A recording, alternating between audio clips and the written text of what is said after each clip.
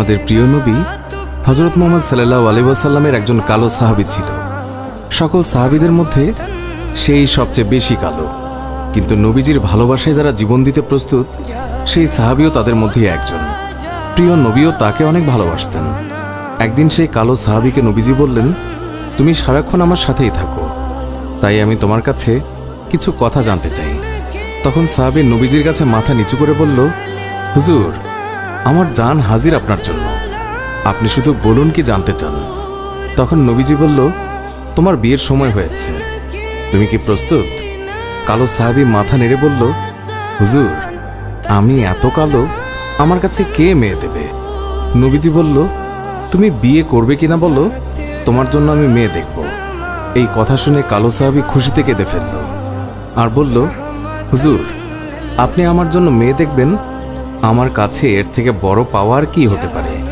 তখন নবীজি একটি পত্র লিখলেন আর তা কালো সাহাবীর হাতে দিয়ে বললেন, এই পত্রটি নগরীর বড় বাড়িতে গিয়ে উত্তর জেনে তারপর আমার কাছে আসবে। কিন্তু কালো সাহাবী জানে না এর ভেতরে কি লেখা ছিল। নবীজির কথা অনুযায়ী পত্রখানি নিয়ে নগরীর বড় বাড়ির মালিকের হাতে দিল। নবীজির কথা শুনে তাড়াতাড়ি পত্রটি খুলে ফেলল মালিক। তার মধ্যে লেখা আছে, আসসালামু আলাইকুম, আমি মুহাম্মদুর রাসূলুল্লাহ সাল্লাল্লাহু আলাইহি ওয়াসাল্লাম আপনার কাছে আমার কালো সাহাবীর জন্য আপনার মেয়ের বিয়ের প্রস্তাব করলাম।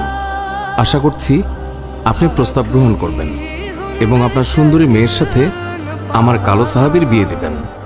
ইতি মুহাম্মদুর রাসূলুল্লাহ সাল্লাল্লাহু আলাইহি ওয়াসাল্লাম।